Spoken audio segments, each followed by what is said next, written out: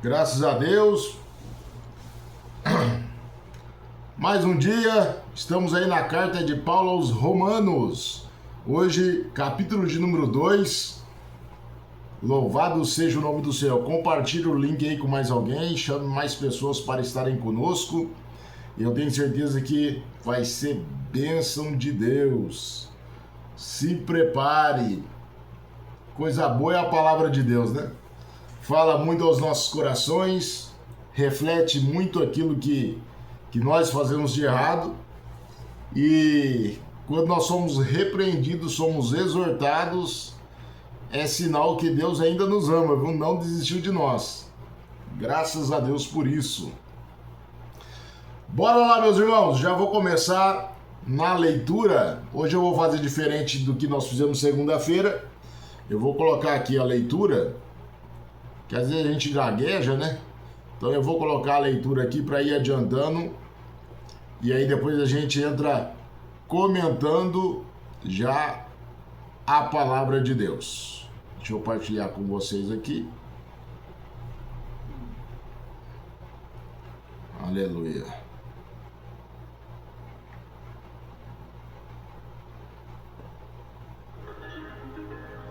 Portanto, és inexcusável quando julgas, ó homem, quem quer que sejas, porque te condenas a ti mesmo naquilo em que julgas a outro. Pois tu que julgas... Vocês estão ouvindo? E bem sabemos que o juízo de Deus é segundo a verdade sobre os que tais coisas fazem. E tu, ó homem, que julgas os que fazem tais coisas, cuidas que, fazendo-as tu, escaparás ao juízo de Deus?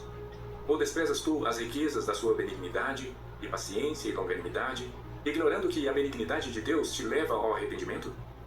Mas, segundo a tua dureza e teu coração impenitente, entesouras ira para ti no dia da ira e da manifestação do juízo de Deus, o qual recompensará a cada um segundo as suas obras, a saber, a vida eterna aos que com perseverança em fazer bem procuram glória, honra e incorrupção, mas a indignação e a ira aos que são contenciosos, desobedientes à verdade e obedientes à iniquidade. Tribulação e angústia sobre toda a alma do homem que faz o mal, primeiramente do judeu e também do grego. Glória, porém, e honra e paz a qualquer que pratica o bem, primeiramente ao judeu e também ao grego. Porque para com Deus não há acepção de pessoas. Porque todos os que sem lei pecaram, sem lei também perecerão. E todos os que sob a lei pecaram, pela lei serão julgados. Porque os que ouvem a lei não são justos diante de Deus, mas os que praticam a lei hão de ser justificados.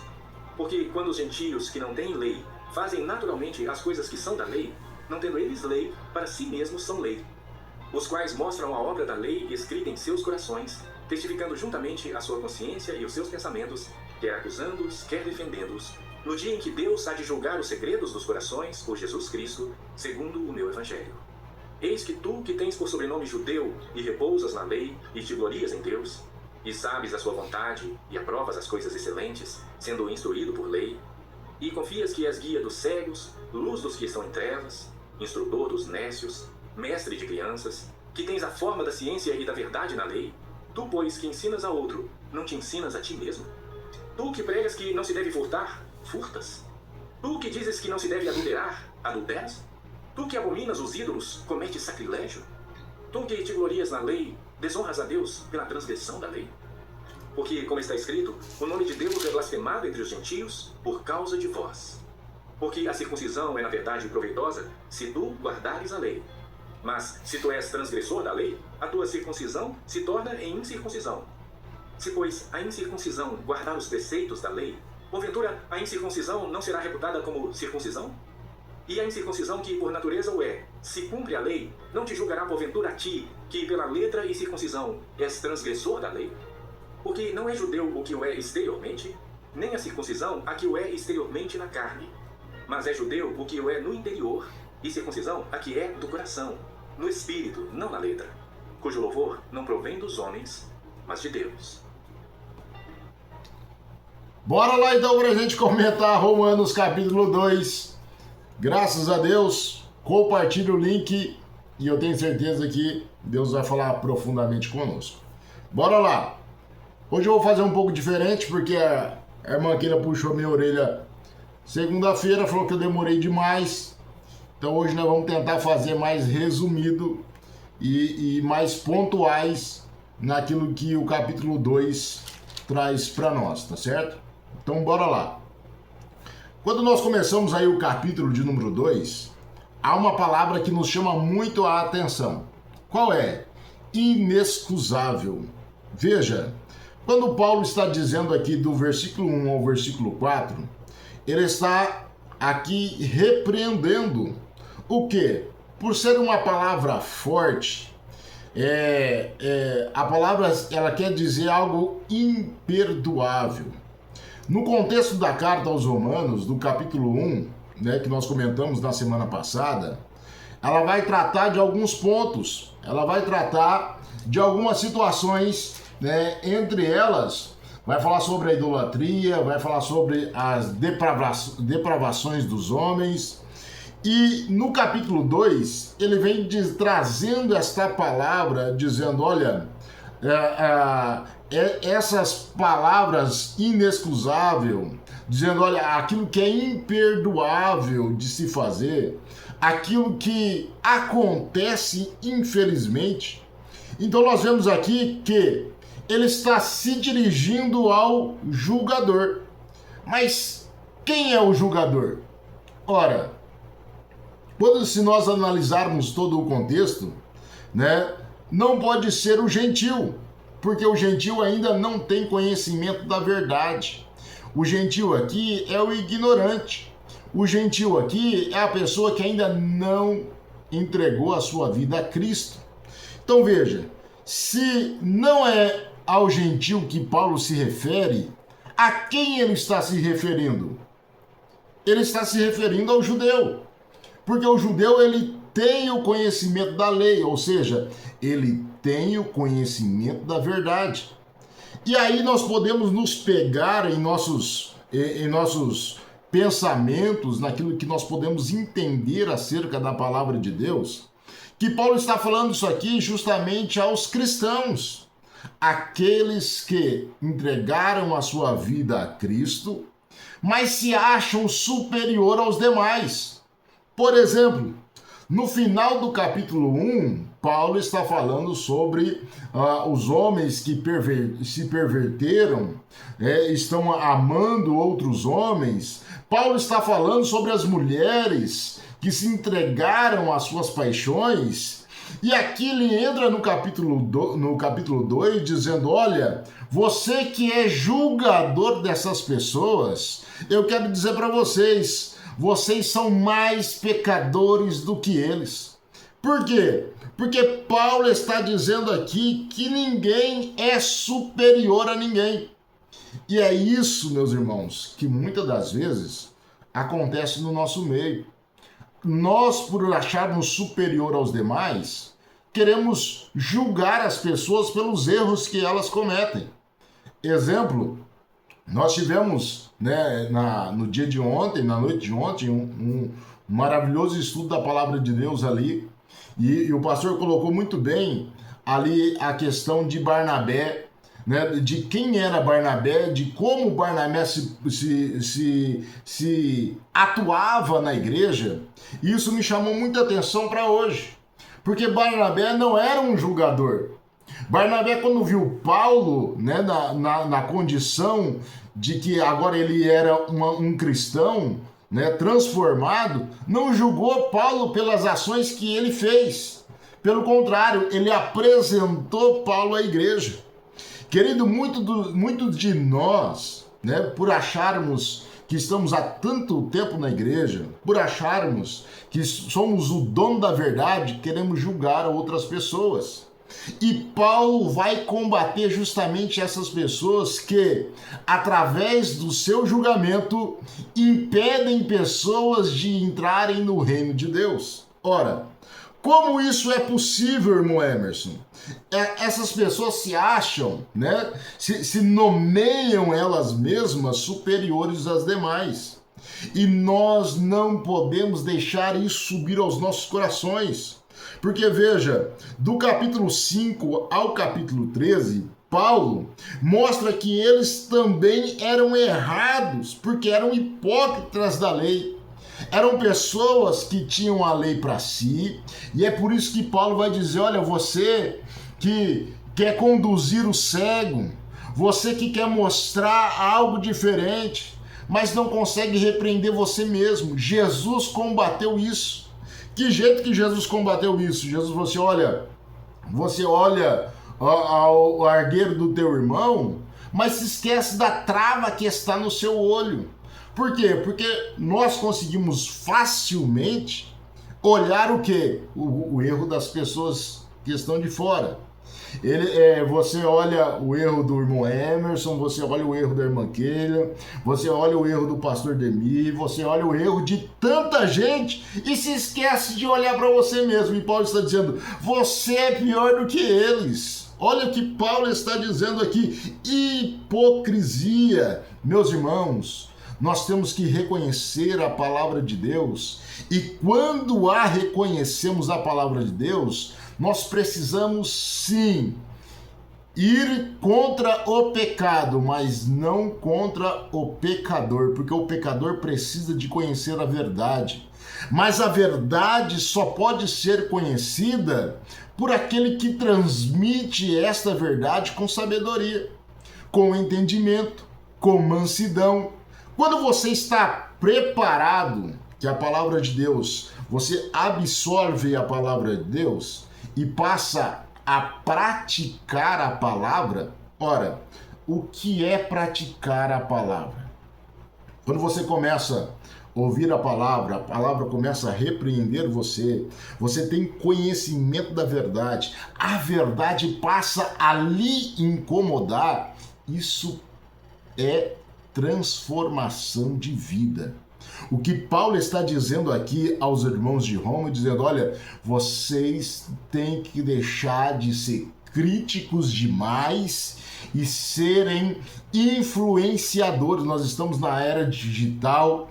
Quantas pessoas, né, que nós seguimos lá no Instagram, seguimos no Facebook, quantas pessoas nós curtimos aquilo que ela produz. Por quê? Porque nós estamos sendo influenciados por esta pessoa. E muitas das vezes nós influenciamos pessoas de forma errônea. De que forma? Antigamente, talvez o pastor Demi vai lembrar sobre isso, nos cultos de terça-feira eram cultos de doutrina, e nesses cultos de doutrina, além de se falar a palavra de Deus, mas a palavra era colocada como um peso, um fardo sobre a pessoa. E muitas das vezes nessas reuniões eram colocadas pessoas que iriam ser disciplinadas. E as pessoas, elas eram expostas à igreja, e quando a exposição vinha, muitas das pessoas se tornavam, algumas pessoas nem sequer saudavam essas pessoas. Essas pessoas eram ignoradas pela igreja.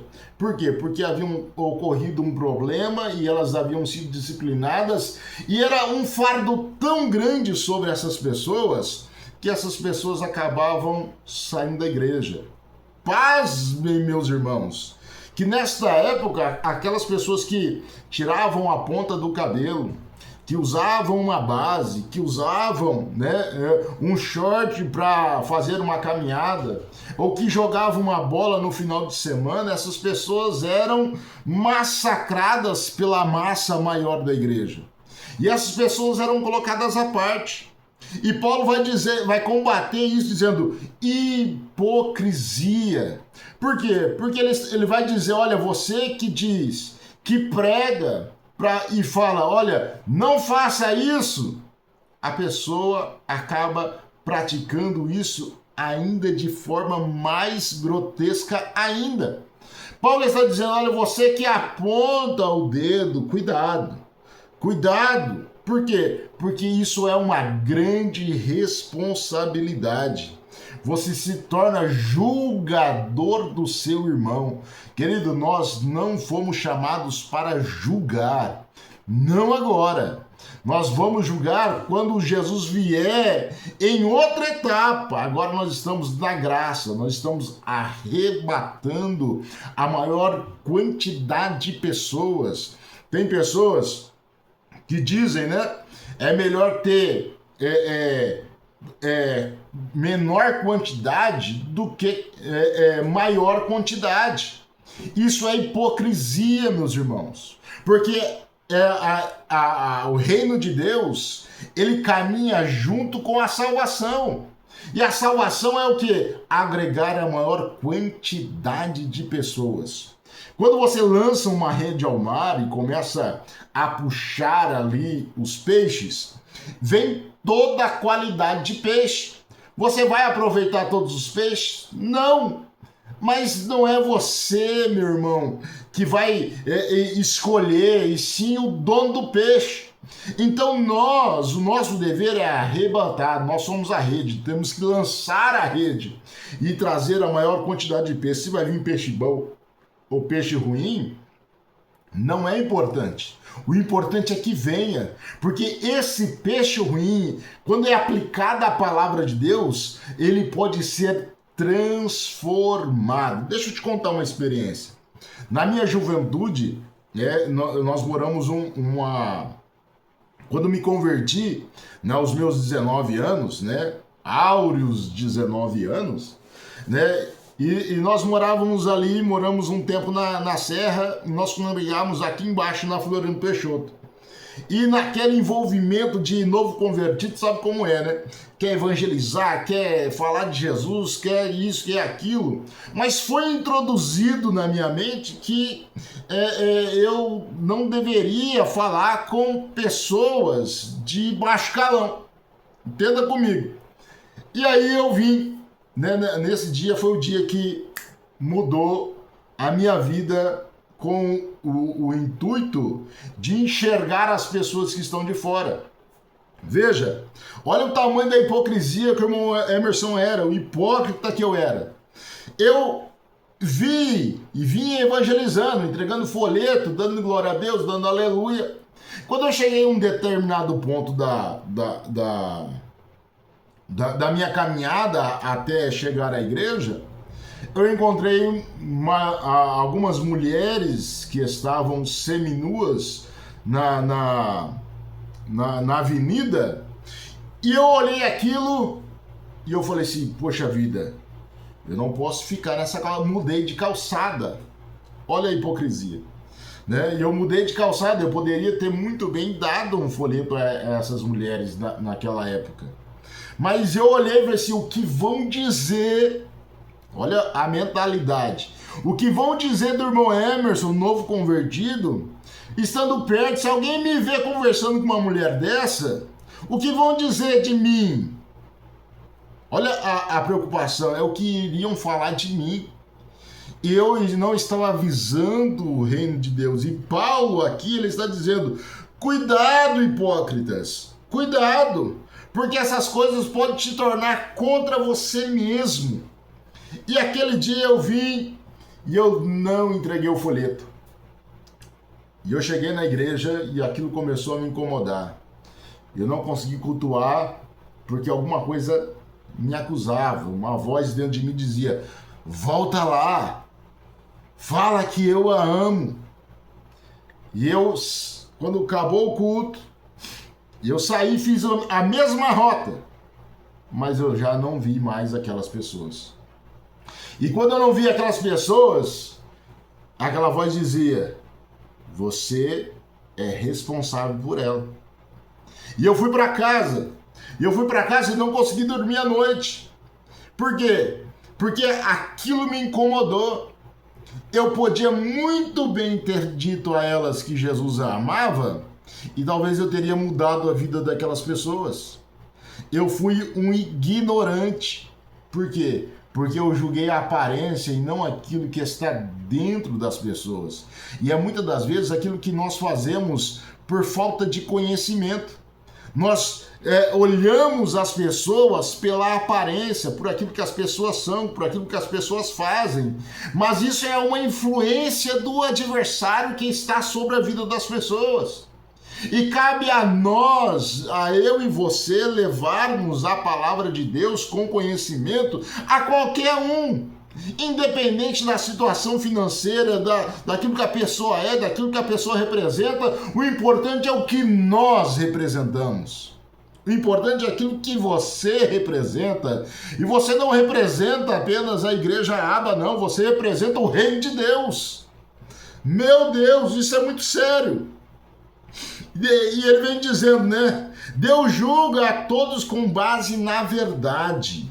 Ele não fará acepção de pessoas. Deus não fará acepção de pessoas. Quem faz acepção de pessoas somos nós. Nós fazemos, não, fulano merece, fulano não merece.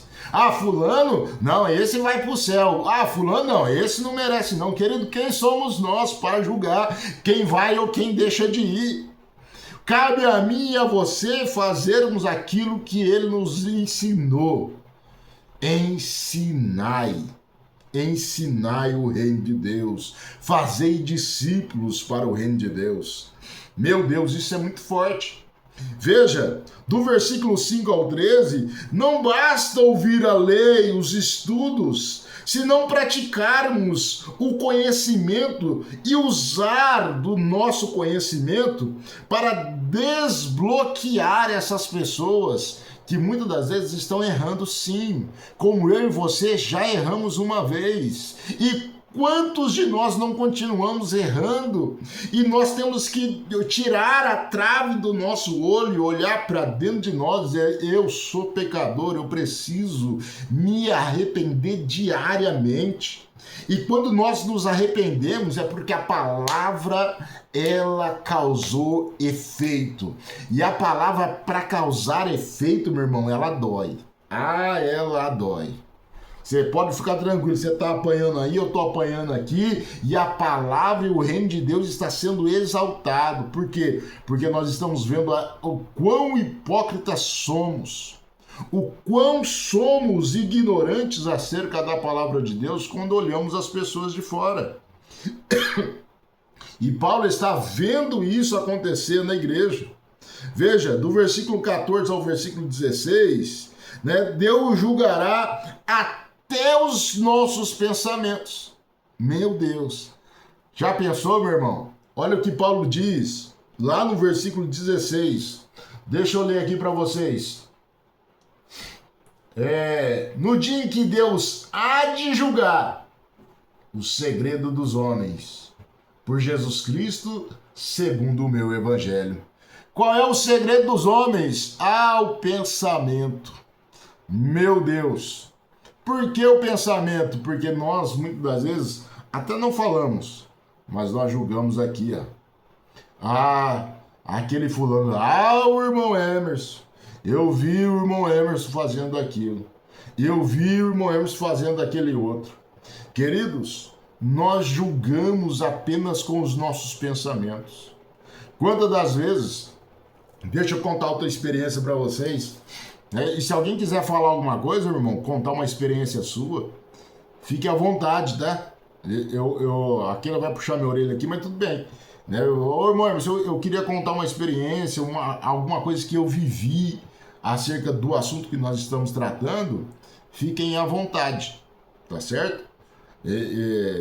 Nós estamos aqui num ambiente de aula, num ambiente de conhecer a palavra, de um estudo sistemático da palavra, então fiquem à vontade de perguntar também, né? Dizer, eu queria saber sobre isso, sobre tal coisa, fiquem à vontade para perguntarem alguma coisa, beleza? Então bora lá. Nessa experiência que eu quero contar para vocês sobre os nossos pensamentos, né? Deus julga isso. Então nós precisamos estar atentos. Por quê? Porque se nós não entendermos aquilo que a palavra de Deus está dizendo, nós poderemos ser prejudicados muito e prejudicar muitos no reino de Deus. Quando nós éramos jovens, eu e a irmã Keila, éramos jovens, um casal jovem, né? Ainda não tínhamos casado ainda, mas surgiu um boato na igreja de que nós havíamos caído em pecado. E isso permeou alguns meses, né? E até caiu no ouvido das nossas mães e trouxe um transtorno muito grande e tal. E aí chegou o nosso conhecimento. Quando chegou o nosso conhecimento, né, e nesse período, né, as pessoas nem nos cumprimentavam. E aquele, a mãe daquele falava, assim, ó, falava para aquele, ó, você vai para a igreja e você não chora. Porque se você chorar, vão dizer que você está errada. Né? Nem chorar a irmã Keila podia. E às vezes acabava o culto, né? Pai do seu irmão, pai do seu irmão, pai do seu irmão, as pessoas viravam as costas, né? Sem nós termos errado. E isso foi muito pesaroso, né? Até que todas as coisas se resolveram e tal, né? E vieram ao conhecimento da verdade. E até isso acontecer foi muito difícil. Quando que isso virou? Né? Num culto de jovem, né? Até então era... Lembra aí como que era o nome do líder lá? Aquele casal que cantava, esqueci. Aquele vai lembrar o nome aí. Josué Iraci. É o irmão Josué. Isso. Que é a irmã Iraci. Irmão Josué, irmã Iraci. Ele me chamou e falou assim, irmão Emerson, eu acredito em você. Você pecou? Eu falei, não, irmão, jamais. Né? Estamos segurando a bronca aqui. Ele falou assim, eu acredito em você. Você vai pregar no culto de jovem. Ô, irmão, o senhor vai me dar essa oportunidade? Vou. Você vai pregar no culto de jovem. Se prepara, porque a bronca vai ser grande. Eu vou anunciar que vai ser um pregador de fora, mas é você que vai pregar, beleza? Eu quero a igreja cheia. Falei, amém. E assim ele fez. E eu me preparei durante aquele mês. E no dia do culto de jovem, estava eu lá. Glória a Deus, aleluia. Revestido até o tutano. E naquele dia, né, foi algo muito lindo. Né? Deus, quando ele anunciou, falou assim, ó, vamos apresentar o pregador. Todo mundo olhando, cadê o pregador de fora, né? Vamos apresentar o pregador. E aí ele ora e chama o irmão Emerson. Algumas pessoas saíram da igreja no momento que eu estava subindo para ir pregar a palavra de Deus. Algumas pessoas comentaram entre elas, né? Assim, onde já se viu, né? Uma pessoa que está em pecado pregar a palavra. O irmão sabe disso e deu para ele pregar. E eu comecei a pregar e Deus foi me usando. Foi a primeira vez que eu preguei que alguma pessoa foi batizada com o Espírito Santo. Foi um mover tão grande do Espírito naquele dia, né, que aquelas pessoas que julgavam olharam e disseram, como pode? E aí Deus mostrou que aquilo que as pessoas estavam dizendo eram mentiras, né? E aquele que sofre o ataque, você não tem ideia como a pessoa sofre. Porque a calúnia, a Bíblia vai dizer que a calúnia dói até os ossos. Então nós temos que tomar muito cuidado com aquilo que falamos. Né? O que eu quero dizer para vocês é que nós seremos julgados. Não pelas pessoas, mas por Deus. Por aquilo que falamos, pelas nossas ações. Do versículo 17 ao versículo 24... Paulo está dizendo que em muitas situações, mas são exemplos de algumas pessoas que para o cristianismo e por causa dessas pessoas mesmo. Por quê? Porque aqui do versículo 17 em diante, Paulo vai dizer sobre a verdadeira circuncisão. Paulo vai mostrar aqui que a verdadeira circuncisão não é aquela feita fisicamente. Paulo vai combater aqueles judeus, né, que se diziam ser mais santos porque eram circuncidados, e aqueles que se achegavam a Cristo não precisavam se circuncidar, e talvez esse seja um assunto para outro momento, né, sobre a circuncisão, e Paulo vai dizer, olha, essa circuncisão física, ela é apenas na carne. Mas a verdadeira circuncisão, ela não é física, ela é no coração do homem. Então, uma pessoa ser transformada, para que a palavra de Deus possa transformar alguém, ela não é aparentemente, não. Ela precisa ser interior. Quando a pessoa muda interiormente, ela não precisa dizer que mudou. As pessoas vão dar testemunho dela.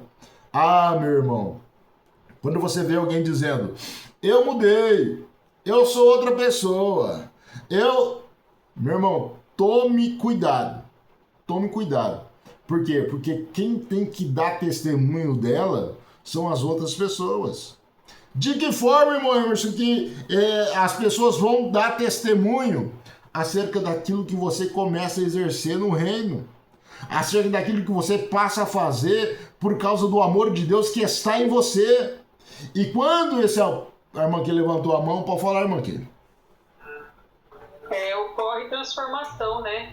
Mudança de ações, de comportamento, né? Sim. Não falar nem que mudou, né? A gente vê por causa que muda, né, as atitudes. O comportamento, o jeito de falar, né? Ele muda e muda demais. Quando isso muda na vida das pessoas, por exemplo, né? Eu vou dar exemplo meu, né? Quando isso muda na vida da pessoa, né? Antigamente o Emerson andava que nem maloqueiro, né? Andava com as calças arriadas até no meio da cintura, andava gingando o corpo pra lá e pra cá, falava na gíria, né? Isso vai mudando. Quando o Espírito Santo se apoderou, né? As minhas práticas mudaram, as minhas vestes mudaram, o meu jeito de falar mudou. Ora, quando você vê uma pessoa falando de qualquer jeito na igreja, às vezes é falta de conhecimento, às vezes é porque a pessoa precisa ser orientada, e essas pessoas precisam participar. E aí é aquilo que o pastor falou ontem, nós precisamos levar essas pessoas a outro nível. Por quê? De forma com entendimento, né, você introduzir a palavra de Deus e mostrar que isso precisa mudar. O jeito de falar precisa mudar.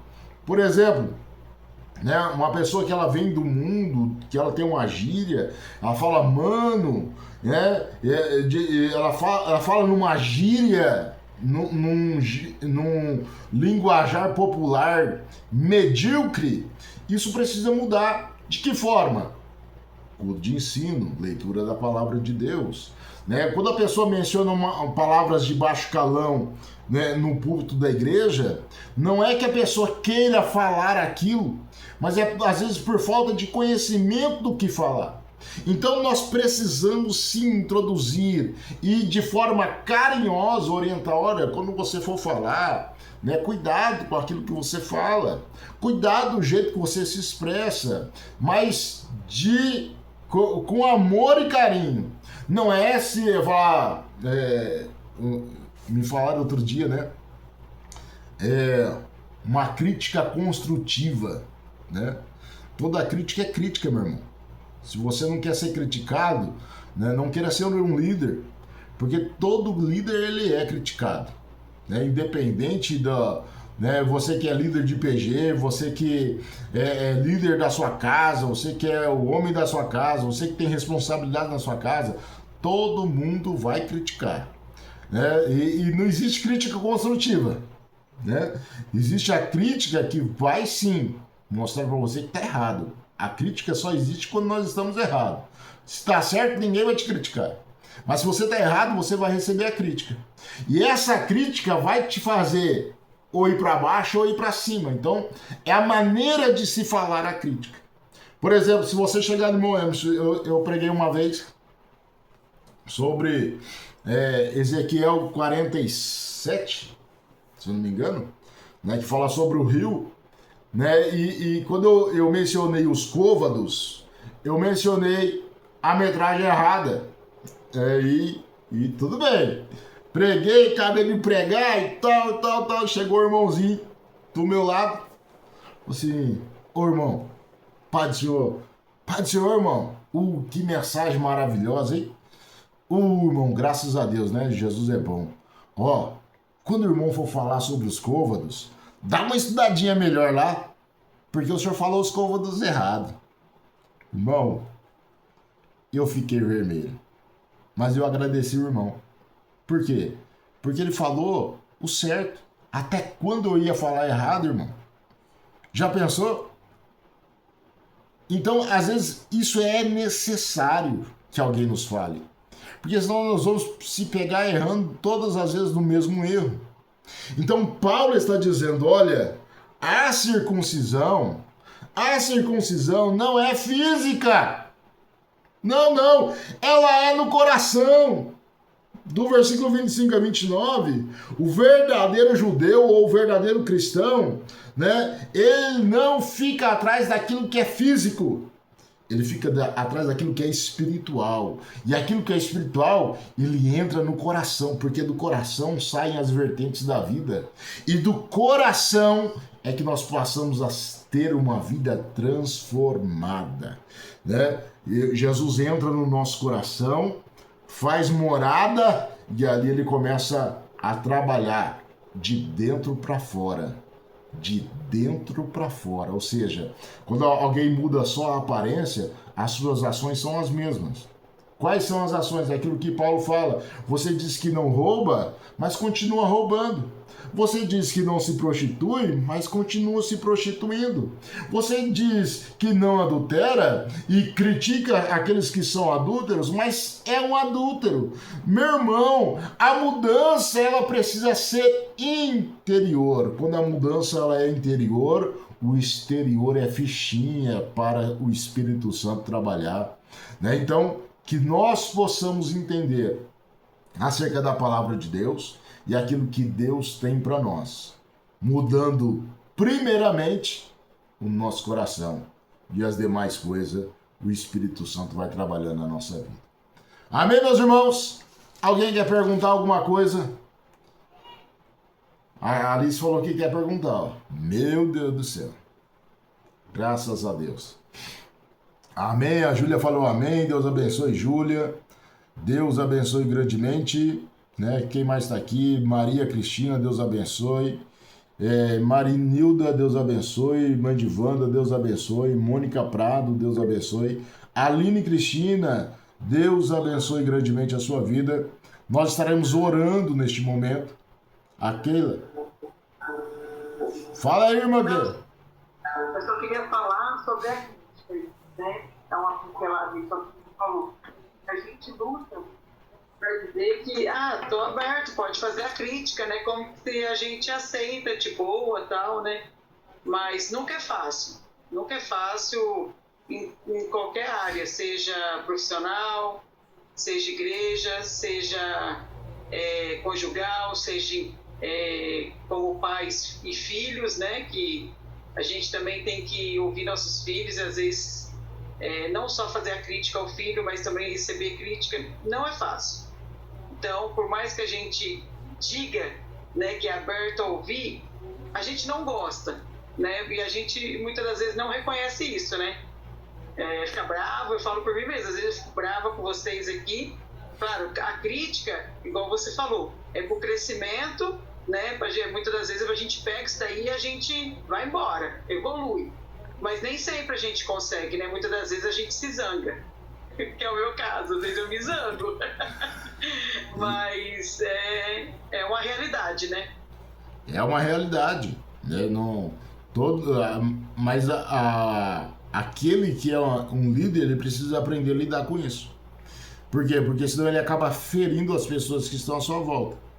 Né? Então, você que é um líder, né? Você precisa aprender a lidar com as críticas. Você precisa aprender a evoluir. É ruim? É ruim. É ruim. Mas nós temos que evoluir. Né? Mais alguém quer falar alguma coisa antes de nós orarmos?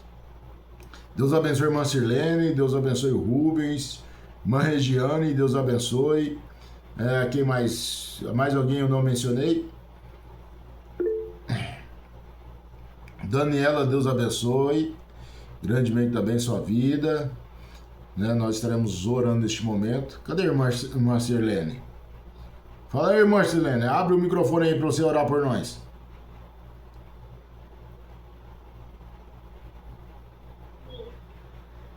Ô, irmão Ernesto, a Daniela levantou a mão, ela deve querer falar alguma coisa. Opa, irmã Daniela, pode falar. Cadê? Pai Senhor. Oh. Eu ia falar com essa do pastor, né, irmão? Não, eu acho que nessa linha mesmo, posso até compartilhar que eu era da Igreja Católica e eu era líder, né? Eu fui líder por 12 anos e eu cheguei a ser vice-coordenadora, tal, das pastorais que tinha. E eu lembro que não tinha tanta crítica, porque a Igreja Católica é mais liberal, né? Não é tão crítica igual a evangélica. E eu sei que eu tenho um chamado na igreja, o pastor mesmo fala, mas eu tenho medo de quando chegar a hora, porque esperam muito dos líderes, né? E o escorregado que dá, a gente sente que falam mesmo, julgam mesmo. Então eu tenho receio ainda de quando chegar a minha hora, sei lá, alguma coisinha que você fazer, principalmente o meu serviço, que eu trabalho com bebida alcoólica, né? Eu me cobro muito. Então, às vezes, eu me sinto julgada, eu mesmo me julgo por estar nesse ramo de trabalho.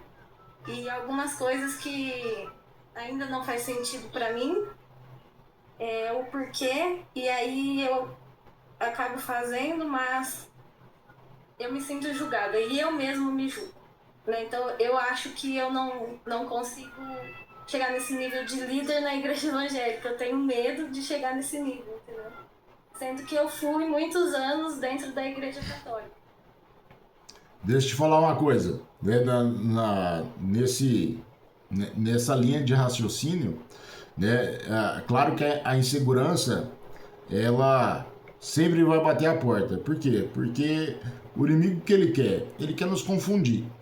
Ele quer que esse medo da rejeição, né, que a irmã tem no meio da igreja evangélica, né, por causa do ramo da atividade, Deus é aquele que pode abrir outras portas. Para isso acontecer, nós temos que estar preparados. Eu sempre digo, né, e por experiência própria, que a gente tem que estar preparado para aquilo que Deus tem para nós. Como estar preparado?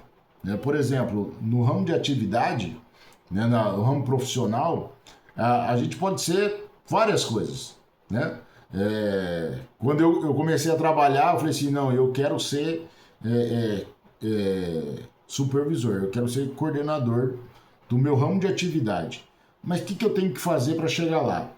Eu tenho que estudar, eu tenho que me preparar, eu tenho que subir de nível, eu não posso ser igual aos demais. Então, eu fui me preparando para que aquilo pudesse acontecer. No ministério evangélico, né, na nossa sociedade, né, eu também fui me preparando. Como? Eu fui me preparando escola dominical, curso, fiz teologia. Eu fui me preparando para as oportunidades que surgiam. Então, tanto na nossa vida secular como naquilo que Deus tem para nós, diante da nossa sociedade, diante da nossa cultura, né, nós temos que estar preparados. Como a gente vai se preparar? De acordo com aquilo do nosso desejo. O que eu desejo? O episcopado que o pastor mencionou ontem. Né? Então, se eu quero o episcopado, eu tenho que me preparar para ele. E através disso, Deus vai colocando situações na nossa vida que nós vamos aprendendo a lidar. Né? Muitas das vezes é lidando com o povo mesmo. Muitas das vezes é lidando com as pessoas do nosso trabalho. E quando isso acontece, é quando nós vamos mudando a nossa mentalidade. E a gente muda a nossa mentalidade de tal forma que o Espírito Santo ele vai atuando na nossa vida. E quando a gente menos espera, a oportunidade chega. E quando ela chegar, você tem que estar preparada para ela. Por quê? Porque quando fui líder de jovens aqui em Palmeiras, né, na igreja, eu nunca esperei ser líder de jovem.